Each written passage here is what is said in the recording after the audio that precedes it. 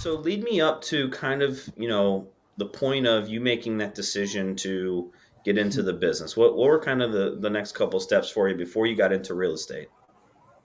Oh, before I got into real estate, I had worked for several studios. In 2008, I was actually laid off with a half-hour notice, no Wow. severance, no future pay, no nothing. Just you have a half hour, grab your stuff, and get out.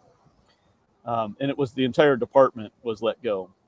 So it was kind of a kick in the butt, like, oh man, what are we going to do? My wife at the time was a freelance stylist, and she was freelancing for the same company. So none of her freelance pay got paid out. Mm. Um, and it's one of those things where you really start to have to reflect on what's going on. So um, in 2009, I got licensed originally. And of course, you know how good the market was in 2009. It wasn't the best, but I actually, I'll tell you, I was started out really strong, doing really well. Um, but I got an offer mid 2009 to go work for another photo studio. And with the direction the market was going, it seemed the most secure thing to do with having young children and everything. Sure. So I did that. I took the job to go back into photography for a while. And in 2012, well, actually, I'd say it was 2011 or 2010. I don't remember the exact year, but I did there's a charity organization called Help Portrait. And Help Portrait, globally, on a certain day every year, they go and they take pictures of families or couples or people who are not as fortunate as most of us.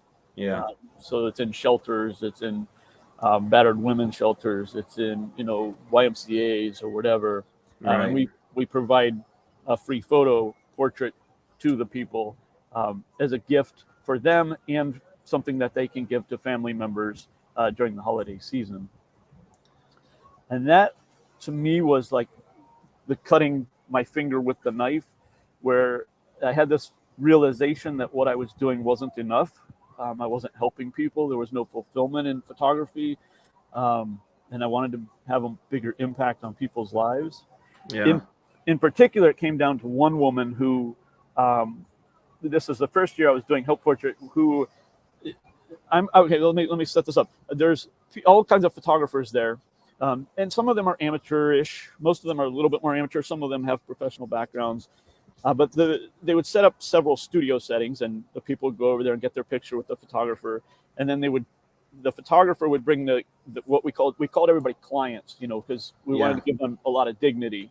Right. They were treated very well and respected, and the photos were never used in any way other than giving it to them. They were deleted so that they could not be exploited in any fashion. But the people would come over, and then they would go to a digital artist who would upload the photos, and they would help them pick an image.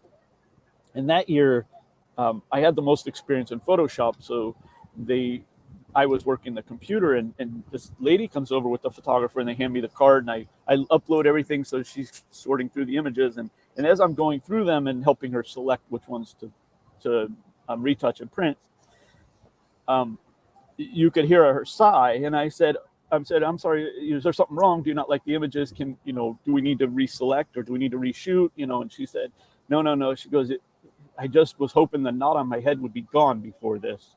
I Mm. was like, and they go, oh, no, no problem. Let me Photoshop it. And I took it out and I turn around and she's sobbing. And I'm like, oh my goodness. I'm like, is everything okay? Did I do something? And she said, no, no, no. She goes, I haven't seen myself like that since my husband threw me down the stairs. Mm. And that was that moment where I was like, things have to change. I got to do something that, have a little bit more impact.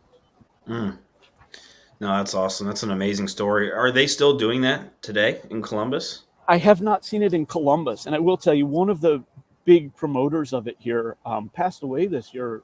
And he was young, in his 40s. And just nothing wrong. There was nothing wrong with him that anybody knew. Just passed away in his sleep.